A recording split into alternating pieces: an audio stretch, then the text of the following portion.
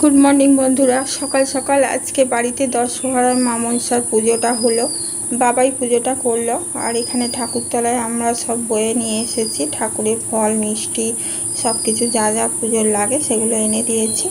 আর পুজোটা হয়ে গেল, এরপরে বাকি কাজ রান্না বান্না সব হবে। আর এদিকে দেখুন আমার মিছরি আর পুচকেগুলো কি করছে।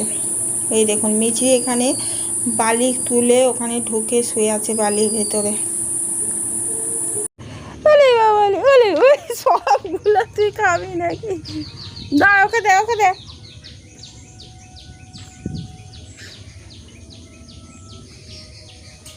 কোথায় গিয়ে খাবি? আর একটা কয় ছেলেটা